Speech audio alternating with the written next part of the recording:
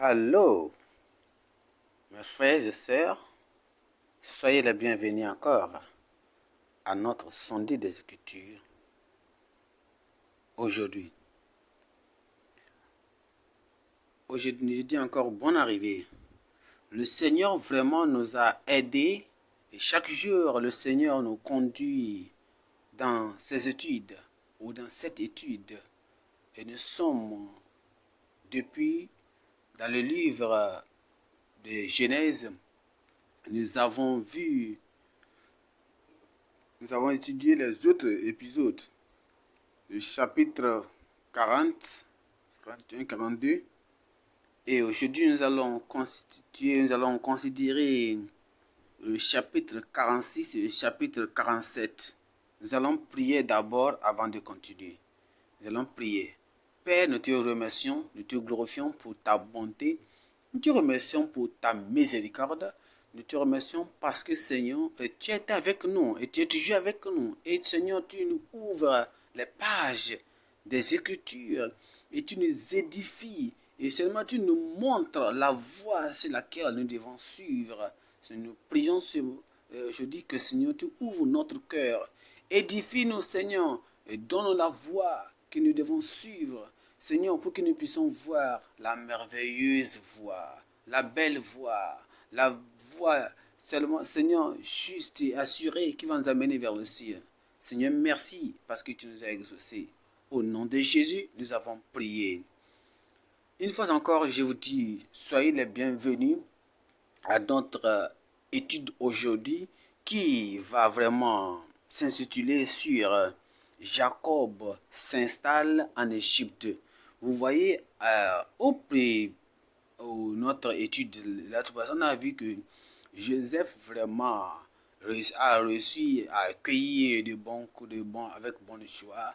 Il a pardonné ses frères, il a recueilli ses frères pour la dernière fois, mais il les a pardonnés. Vous voyez, il n'a même pas cherché à pointer même les doigts sur ce qu'ils ont fait, à pointer les doigts, à les rappeler ce qu'ils ont fait. Mais il a pris toutes choses comme il a donné une bonne interprétation, une interprétation positive de tout ce que ses frères l'ont fait.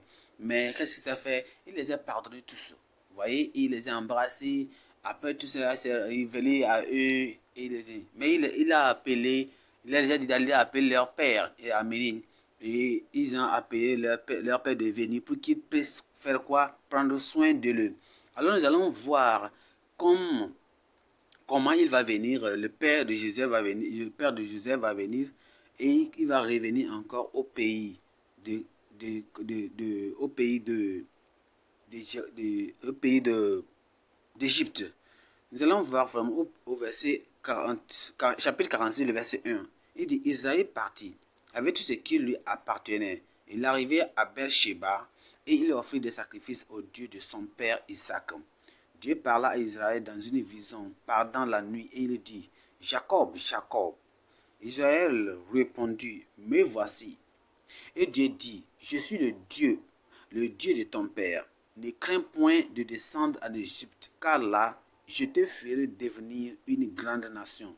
Vous voyez ici, dans cette étude, nous voyons Jacob, Israël, qui descend ou va en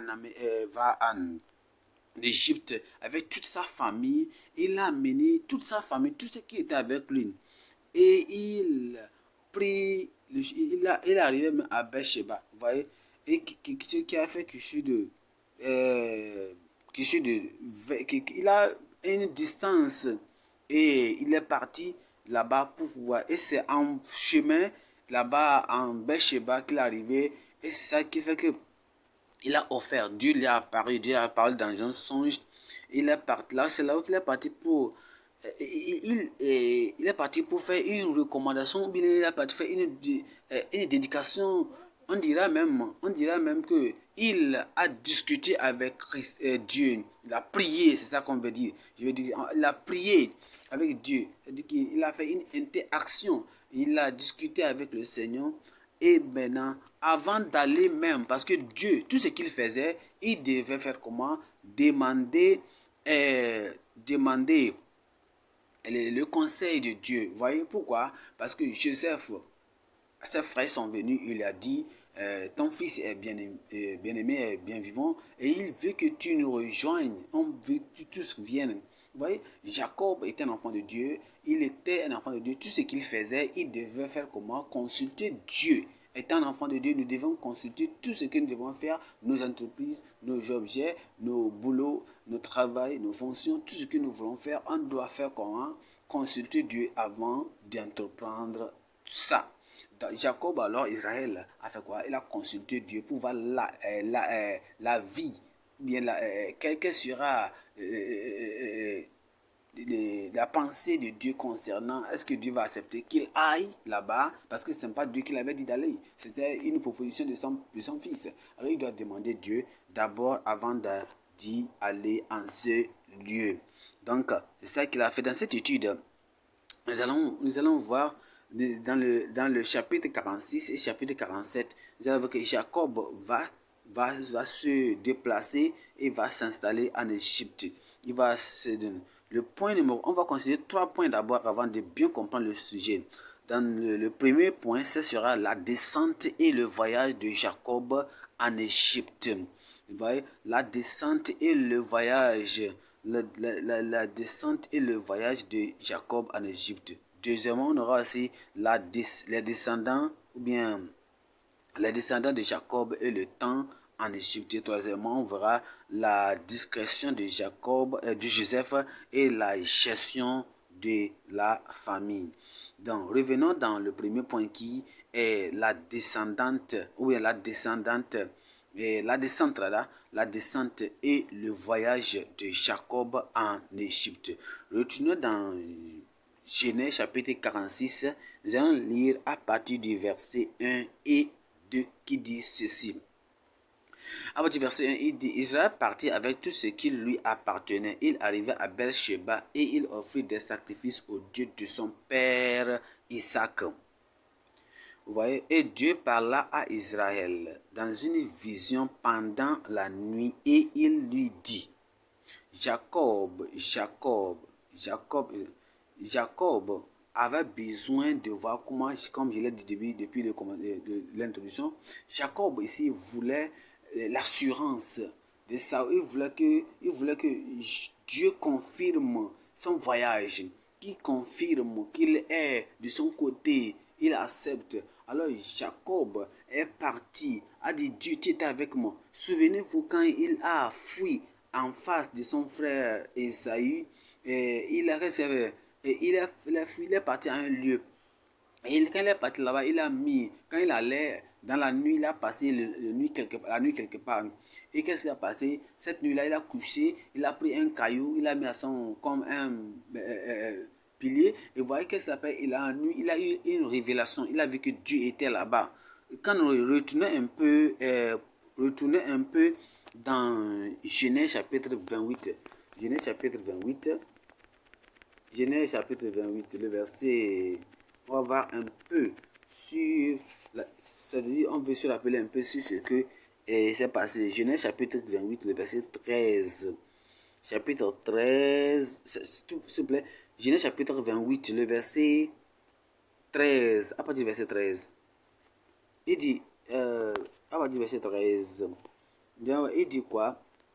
Et voici l'Éternel se tenant au-dessus de l'Éternel. Il dit, je suis l'Éternel, le Dieu d'Abraham, ton père et le Dieu d'Isaac. La terre sur laquelle tu es couché, je la donnerai à toi et à ta postérité. Ta postérité sera comme la poussière de la terre.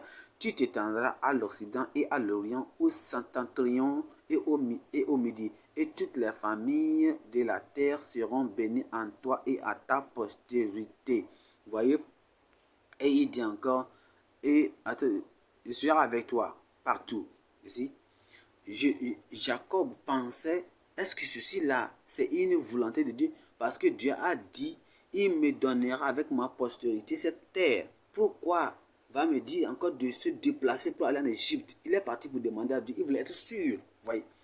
Et quand il est parti avoir un bon temps avec Christ, il a prié, il a demandé à Dieu pour voir vraiment quelle était la volonté de Dieu.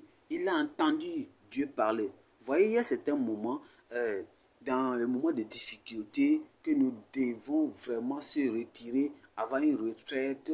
On va se retraiter, on va se retirer hors du peuple et aller dans un lieu pour pouvoir consulter Dieu.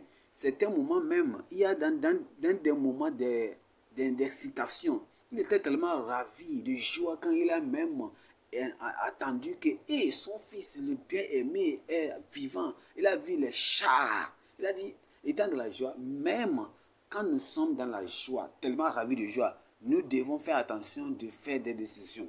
On ne doit pas prendre des décisions en hâte. Vous voyez, on doit vraiment savoir, est-ce que ceci c'est la volonté de Dieu?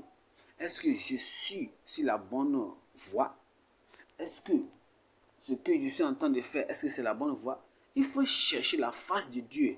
Ici, quand vous allez trouver maintenant la confirmation venant de Dieu, là maintenant, ça, vous pouvez commencer maintenant à faire quoi? À mettre cela en action. Demandez de Dieu qu'il soit vous êtes confus, soit vous êtes rempli de joie. Cherchez sa face et il va vous donner quoi? La confirmation, il va vous en parler si vraiment il fait part de ce que vous avez. Vous voyez, il y a aussi, ayez un moment avec Dieu. Quand on se sent comme les jours sont difficiles, il y a des problèmes, il y a des difficultés, même de la douceur, même de la joie, même de la bonté, même le moment où vous voyez que soit vous voyez la lumière qui est en train de briller, vous voyez la bénédiction, vous voyez Dieu qui travaille dans votre vie, vous voyez des choses qui se manifestent bien. Avant, il faut dire Dieu merci parce que Dieu me bénit. Jacob est venu, il a dit, Dieu tu m'as aidé. Ah, tu m'as dit que voilà, j'ai retrouvé mon fils. Oui, il vit. Maintenant, il me dit de venir. Est-ce que c'est toi, c'est ta volonté? Je veux l'assurance, je veux la confirmation. Regardez dans le verset, retournez voir la confirmation.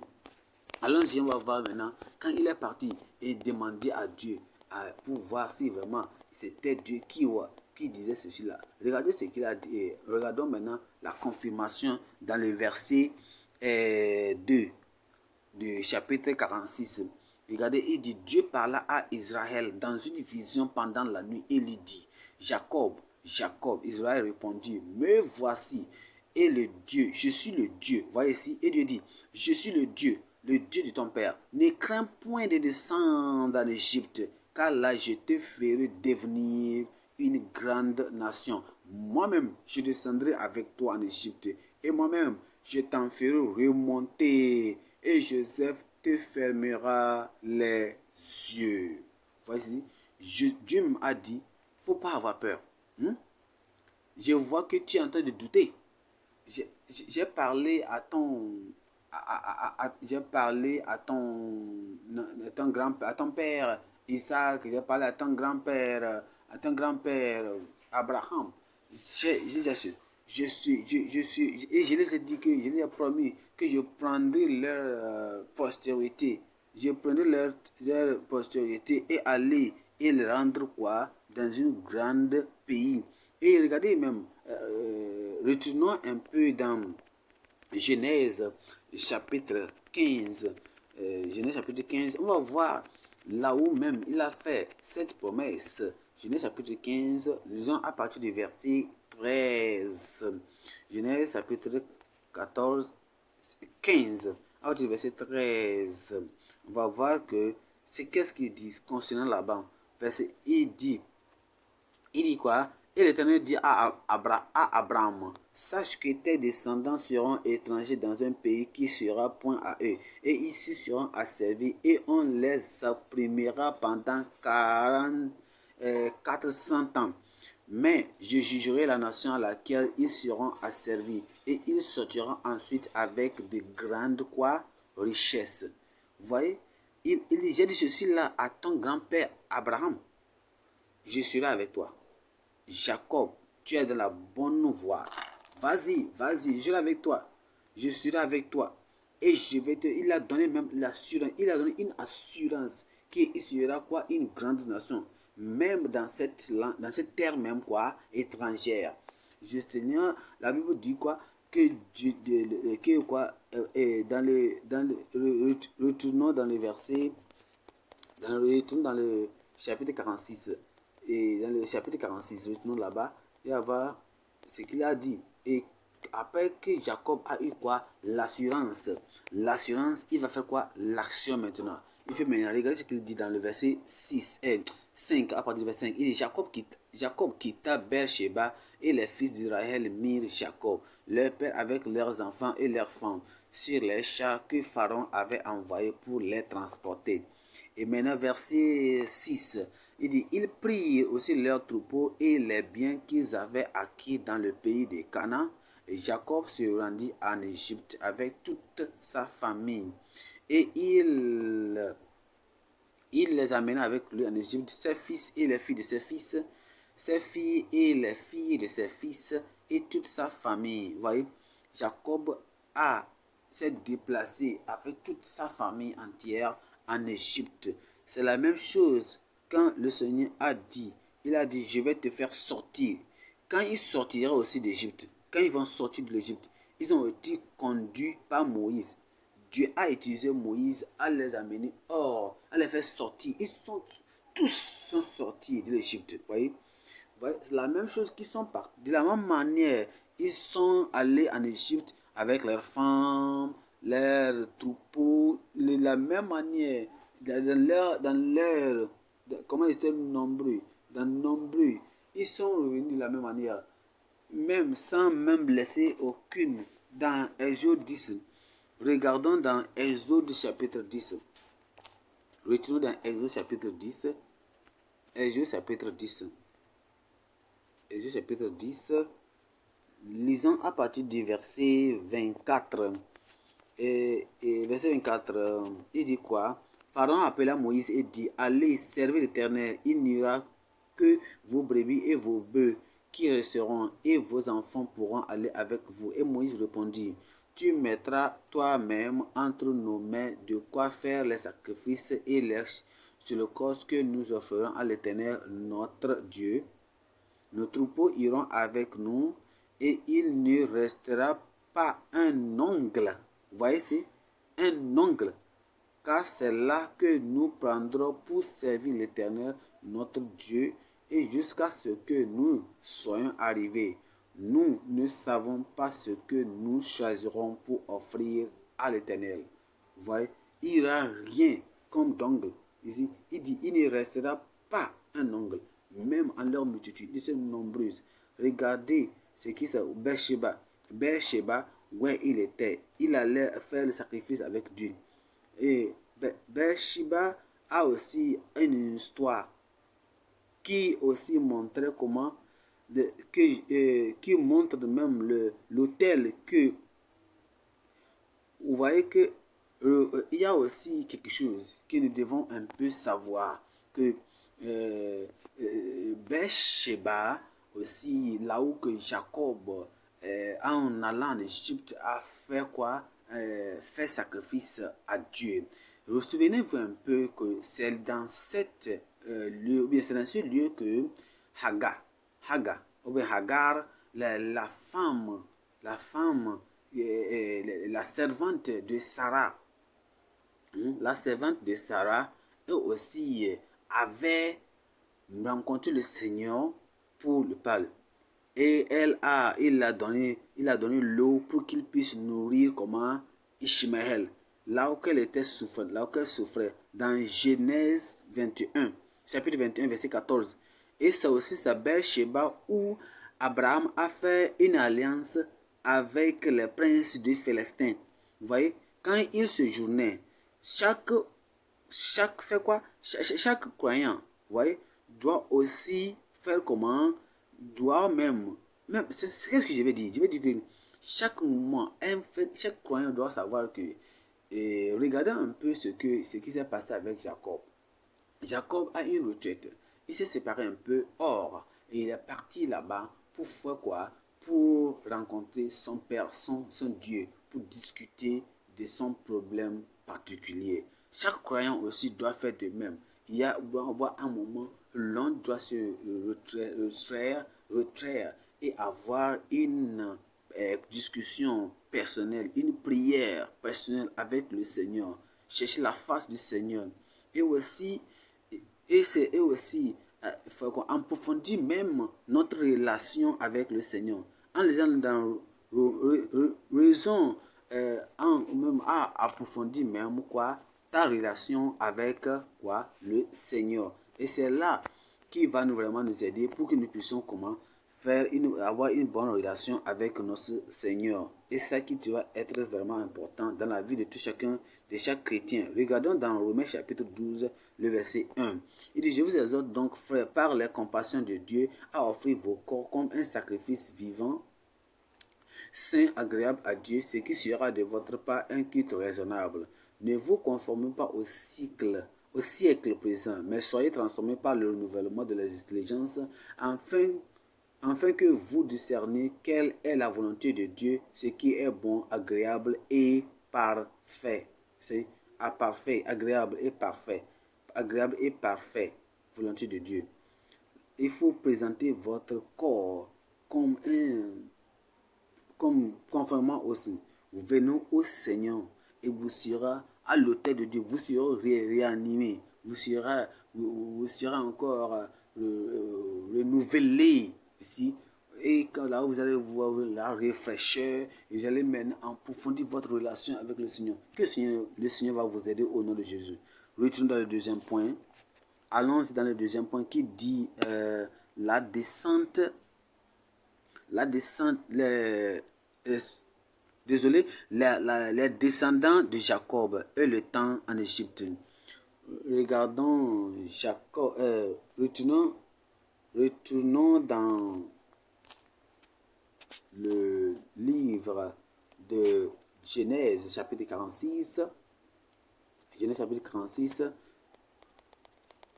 Chapitre 46, vous allez voir que Genèse chapitre 46, là on verra ce que aussi le Seigneur a dit concernant la postérité ou bien les descendants de Jacob. Chapitre 46, le verset 8. Il dit, voici les noms des fils d'Israël qui vinrent en Égypte, Jacob et ses fils. Le premier-né de Jacob et ses fils. Jacob et ses fils. Il est parti en Égypte. Jacob est parti en Égypte avec toute sa famille. Il n'a laissé personne, même pas des troupeaux, même pas des brebis. Toutes choses se sont déplacées, même les hommes. Quand on va, regardez, quand nous allons entreprendre un voyage au ciel, et étant enfant de Dieu, vous voyez, c'est comme quand quel est le voyage du chrétien? Quand nous donnons notre vie à Jésus-Christ, nous avons commencé à entreprendre un voyage. Et dans ce voyage, nous cherchons à aller. Notre destination, c'est le ciel. Notre destination, c'est le ciel. Notre voyage, c'est sur cette terre. Est-ce que tu es concerné? Est-ce que tu es concerné avec ta femme? Est-ce que tu es concerné avec ton mari? Est-ce que tu es concerné avec tes enfants? Est-ce que tes enfants, est-ce qu'ils voyagent avec toi? Est-ce que ta femme voyage avec toi? Est-ce que ton mari voyage avec toi? Est-ce que tes enfants voyagent avec toi? Est-ce que tes parents, ton père, ta mère, est-ce qu'ils voyagent avec toi? Est-ce que tes frères, tes soeurs, est-ce qu'ils voyagent avec toi? Il faut prier pour eux. Prêche à eux. Il faut leur prêcher la parole de Dieu. Il faut prier pour eux. Laisse que le Saint-Esprit les convainc. Le Saint-Esprit les touche pour qu'ils soient avec lui. Afin que si nous tous, on arrive au ciel. Quand vous tous arrivez au ciel, il y aura de la joie parce que vous avez fait ce voyage, vous avez fait ce voyage ensemble et finalement, vous serez tellement content là-bas parce que le voyage a été tellement si merveilleux. Regardez le verset 26. Le verset 26 dit quoi? Les personnes qui viennent avec Jacob en Égypte et qui étaient issus de lui étaient au nombre de 66 en tout, et sans compter les femmes et les fils de Jacob. Et Joseph avait 2 fils qui lui étaient nés en Égypte. Le total des personnes de la famille de Jacob qui vint en Égypte était de 70. Ici, voici 70. 70 ans qui ont quitté Canaan pour l'Égypte. Le Seigneur l'a dit. Il a promis à Abraham que regarde l'Est l'ouest, nord, sud. Je te donnerai cette terre à ta postérité et je vais la multiplier. Je vais la multiplier. Je vais la multiplier. Et elle sera, et cette postérité sera comme le sable de la mer. Vous voyez, il y a beaucoup d'années. Et maintenant, beaucoup d'années maintenant, en ce moment, quand les s'ils étaient seuls, regardez maintenant, au-delà déjà, ils sont maintenant au nombre de quoi? 70 déjà. 70. Il reste encore plus. Vous voyez? La Bible dit quoi? La Bible dit que la promesse de Dieu est sûre. Quand bien même, elle fait quoi? Elle tarde. La promesse de Dieu tarde. Quand bien même, elle fait comment? Elle est sûre. Quand bien même, elle va faire comment? Elle tarde. Allons-y dans Habakkuk chapitre 2. Habakkuk chapitre 2. Nous allons voir aussi la confirmation de ce que je viens de dire ici. Chapitre 2, verset 3. Il dit quoi? Car c'est une prophétie dont le temps est déjà fixé. Elle marche vers son terme. Elle ne mentira pas. Elle ne mentira pas. Si elle tarde, attends-la, car elle s'accomplira. Elle s'accomplira certainement. Ici, 70 ans, 70 personnes ont quitté pour aller quoi? En Égypte. Ça va arriver. Le Seigneur a dit quelque chose. Il a dit quelque chose à toi. Il t'a dit que tu dis, ah, le Seigneur a dit ceci à moi. Mais quand je tourne autour de moi, je ne vois aucun signe. Rien ne passe. Je t'assure, mon frère et ma soeur, quoi que tu ne vois pas les signes, elle va arriver, elle va s'accomplir au nom de Jésus. Seulement, tiens-toi, ne mouve pas. Aie la foi inébranlable, la foi qui ne change pas, la foi qui ne secoue pas, et continue à croire à cette vision que l'Éternel t'a donnée. Et elle va s'attendre. Attends, espère. Et il dit quoi? Les 70 ont fait quoi? Ils ont retourné, ils sont allés en Égypte. Ils sont retournés en Égypte. Ils ont allé en Égypte. 70 déjà. Regardez ce qui Dieu dit dans Genèse chapitre 40, le verset Genèse 46, le verset 29. Il dit quoi encore? Joseph attela son char et il monta pour aller en Goshen. Et à la rencontre d'Israël, son père, dès qu'il le vit, il se jeta à son cou et pleura longtemps sur son cou. Regardez ce qu'il dit dans le verset 31. Israël dit à Joseph, que je meurs maintenant, puisque j'ai vu ton visage et que tu vis encore. C'était un arrangement divin. Vous voyez, Goshen était une terre meilleure d'Égypte. Et cette portion était aussi la belle terre. Pourquoi? L'élevage des veaux, des chevaux. Et aussi, Dieu aussi voulait que quoi? Dieu voulait aussi quoi? Qu'il soit aussi séparé pour que là où il sera, il ne peut pas encore faire comment? Se mélanger ou bien se mélanger, mixer avec les enfants des Égyptiens pour se marier, pour faire des intermariages. C'est la raison pour laquelle Dieu a planifié tout pour que la terre aussi soit séparée et loin des autres, de l'Égypte et du Père.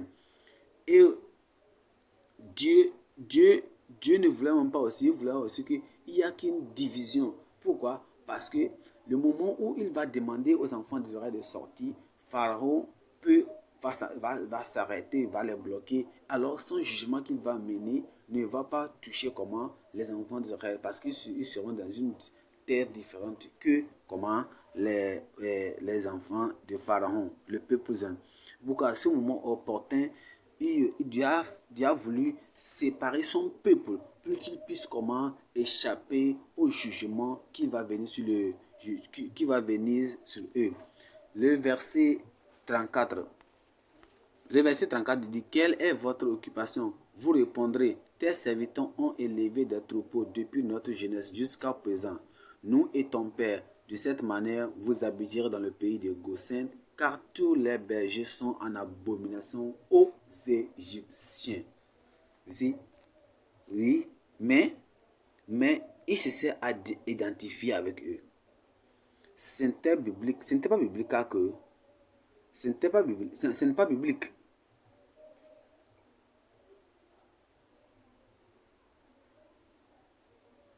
Je vais dire ceci. Je vais dire ceci que ce n'est pas vraiment biblique. Il n'y a aucun lieu dans la Bible que quelqu'un va dire que c'est biblique. La Bible dit que tu, euh, un chrétien, un enfant de Dieu, peut abandonner sa famille en raison de soi-disant la civilisation, la civilisation, de l'éducation, l'éducation, la vocation, ou bien je parle du business de travail, que c'est là l'occupation, la position qu'on vous donne dans le travail, quel que soit votre business, quelle que soit votre occupation, quelle que soit la civilisation, quel que soit le lieu où vous êtes, cela ne peut pas vous dépriver de la relation de votre famille, d'oublier votre famille. Joseph ne l'a pas fait. Il était un grand homme. Il n'a pas oublié sa famille. Il n'a pas abandonné sa famille. Il ne s'est pas fait comme lui. Il est plus grand et différent de sa famille. Non. Allons dans la troisième partie. La troisième partie qui dit la discrétion de Joseph et la gestion de la famine.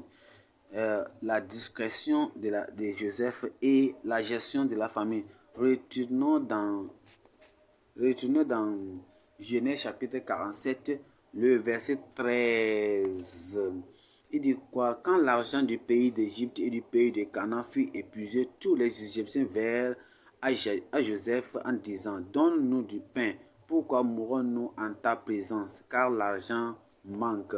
Joseph dit, donnez vos troupeaux et je vous donnerai du pain contre vos troupeaux si l'argent manque. Ils amenèrent leurs troupeaux à Joseph et Joseph leur donna du pain contre les chevaux. Voyez la fidélité de Joseph, la fidélité de Joseph lui a permis de faire quoi? De rendre tout ce qui appartient à Pharaon. Joseph n'a pas gardé le blé pour lui-même. Il n'a pas vendu le blé pour lui-même. Il n'a rien vendu. Il n'a même pas pris aucune somme de l'argent de Pharaon pour garder pour lui-même. Non, il a fait tout, il était fidèle. Il a donné tout à Pharaon. Il a donné tout à Pharaon. À Pharaon qu'il avait, comment dire, désigné de faire le travail. Dans le verset, lisez un peu, dans le verset 14. Dans le verset 14, il dit, Joseph recueillit tout l'argent qui se trouvait dans le pays d'Égypte et dans le pays de Canaan contre le blé qu'on achetait, et il fit entrer cet argent dans la maison de Pharaon. Voyez ici, il amène tout. Joseph, un homme, euh, un homme tellement si fidèle, il a bien managé comment les ressources égyptiennes. Il dit, ah, on n'a pas l'argent, vous n'avez pas de nourriture encore à mener. Et leurs argent sont finis. Il dit, oh, si vous n'avez pas d'argent, amenez quoi? Vos troupeaux. Vous voyez, l'économie en ce moment, je crois que l'économie devait être élevée. Ça devait être élevé. Quand bien même il y avait des problèmes, des difficultés en ce moment, qu'est-ce qu'il s'est fait? Il l'a élevé. Joseph a donné, Joseph s'est tenu un homme fidèle, un homme fidèle. Il a bien montré le management, bien comment prendre soin de management, de ce que Dieu l'avait donné de faire. Verset 49. Lisons le verset 49 de Genèse 47. Il dit quoi? Lorsqu'Israël s'approchait du moment de sa mort, il appela son fils. Joseph lui dit, si j'ai trouvé grâce à tes yeux, mais je t'ai pris ta main sous ma cuisse et use envers moi de bonté et de fidélité. Et ne m'enterre pas en Égypte. Quand je serai couché avec mes pères, tu me transporteras hors de l'Égypte et tu m'enterreras dans leur sépulcre. Joseph répondit, je ferai selon ta parole. Voici ici. Et il dit en verset 31, Jacob dit, jure-le moi. Et Joseph le jura. puis il se prosterna sur le cheveu de son lit. Vous voyez, Israël se souvient de la promesse de Dieu. Il est arrivé à un lieu, il y avait beaucoup de choses d'abondance, et il s'est réjoui vraiment. Il dit, ah, je suis maintenant en Égypte, mon fils prend soin de moi, il prend soin de moi, mon fils est le gouverneur ici, le premier ministre, il me donne toutes choses. Mais Israël n'a pas oublié, il n'a pas oublié son alliance avec son Dieu. La richesse, ce qu'il avait, ne l'a pas fait oublier sa relation avec nous. Jacob pensait au ciel, quand bien même il était. Souvenez-vous de ce qu'il a dit à Pharaon quand Pharaon lui a demandé, ou bien il a posé la question d'après son âge. Souvenez-vous, dans Genèse chapitre 47, le verset 8, revenez là-bas, regardez ce qu'il a dit. Il a demandé, il dit, verset 8, il dit, Pharaon dit à Jacob, quel est le nombre des jours des années de ta vie? Jacob répondit à Pharaon, les jours des années de mon pénal sont 130 ans. Les jours des années de ma vie ont été peu nombreux et mauvais, et ils n'ont point atteint les jours des années de la vie de mes pères durant leur pèlerinage. Ici, et Jacob bénit encore Pharaon.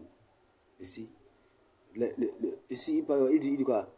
Pèlerinage. Nous sommes dans le moment de pèlerinage. Nous sommes en voyage. Ici, il dit, ce n'est pas encore le dernier jour. Il y a un lieu. Mon père Abraham a été là-bas. Isaac est là-bas aussi. Isaac est là-bas. Abraham est là-bas. C'est le lieu où je vais aller rencontrer mon Dieu, rencontrer celui qui m'a appelé, celui que j'ai rencontré à Pénel, celui que j'ai rencontré à Pénel, à Bethel. C'est lui qui m'a fait de bonnes choses. Je vais le rencontrer là-bas. C'est là-haut.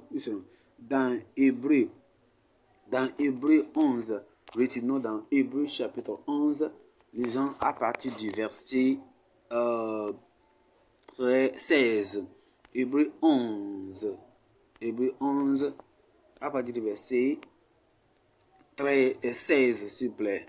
11, 16. Il dit quoi? Mais maintenant, ils en désirent une meilleure, c'est-à-dire une céleste. C'est pourquoi Dieu n'a pas honte d'être appelé leur Dieu, car il les a préparé une cité. Jacob a entendu ceci. Jacob a compris ceci, qu'il y a une céleste. Il a entendu, il a compris qu'il y a une terre céleste, il y a une ville céleste qui lui est réservée. Et c'est cette terre, quoi qu'il en réjouisse, quoi qu'il en ait, quoi qu'il se trouve, en quoi que ce soit, ce n'est pas la fin. Un jour, il doit partir le lieu où Dieu lui a demandé d'aller.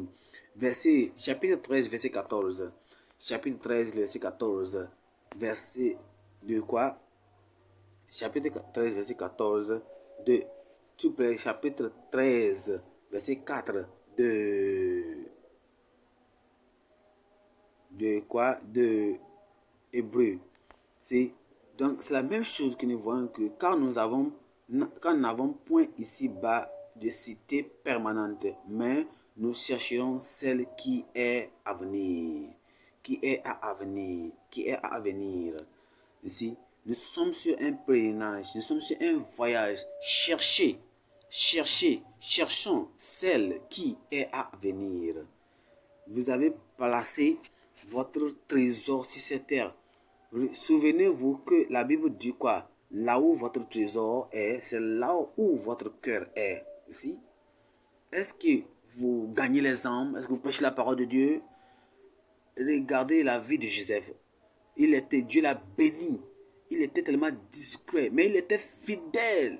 Il était un fidèle, un croyant, un homme qui était juste, un homme qui était juste devant Dieu. Dieu a donné des faveurs. Il a fait tout ce qu'il est. Est-ce que Regarde ta vie. Permets que ta vie soit différente. Ta vie soit unique. Ta vie soit différente des autres personnes. Et souviens-toi, comme Joseph a dit, que les jours de mon pèlerinage n'ont pas encore fini. C'est quand je vais rentrer dans le pays, la cité où l'Éternel m'a préparé.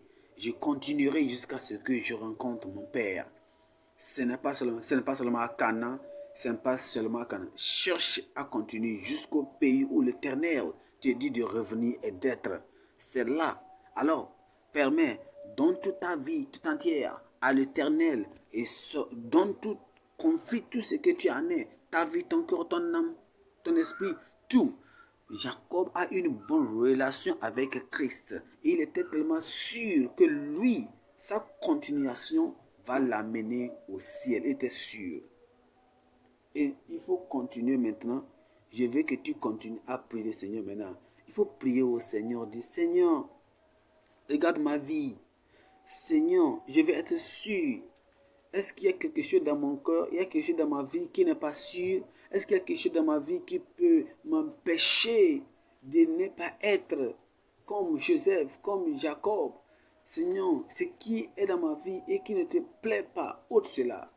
Ôte cela et aide-moi que si son pèlerinage, si ce voyage, est-ce que, je te pose cette question, est-ce que tu as une retraite personnelle? Est-ce que tu as un moment où tu peux sortir toi-même? Aller dans un lieu secret, là où toi et ton Dieu, tu vas parler, tu vas étudier la parole de Dieu, tu lis la parole de Dieu, tu écoutes la voix du Seigneur à travers l'étude de sa parole. Est-ce que tu le fais? Et là, il y a tant de moments que beaucoup sont devenus tellement nonchalants. Ils font même des décisions.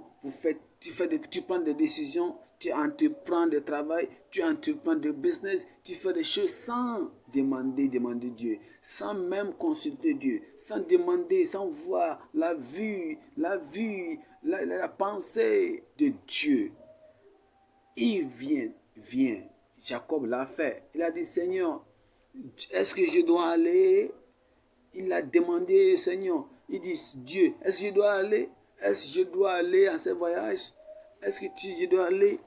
Est-ce qu'il faut avoir un moment où tu peux aller avec une bonne intimation, une bonne relation avec le Seigneur et prie. Et Dieu va t'aider à le faire. Que Dieu t'aide. Nous allons prier. Au nom de Jésus, nous allons prier. Que Dieu vous bénisse. Seigneur, merci. Je prie que tu les aides. Aide tout le monde à travers ta parole. Et aide-nous, Seigneur, que tout ce que, Seigneur, tu as pour nous, aide-nous à travers cette parole. Que tout le monde, Seigneur, aide-nous dans la grâce à être comme Joseph, à être comme Jacob, à pouvoir, Seigneur, et te mettre en première position en tout ce que nous faisons au nom de Jésus. Et savoir que, Seigneur, il y a une cité qui nous est réservée. Qu'à la fin de cette, Seigneur, de vie que nous vivons cette terre, Seigneur, nous allons entrer là-bas au nom de Jésus. Seigneur, toutes choses qui peuvent nous empêcher d'y aller, Seigneur, au-delà de notre voie, au nom de Jésus. Merci, Seigneur, parce que tu nous as exaucés. Au nom de Jésus, nous avons prié. Amen. Soyez bénis.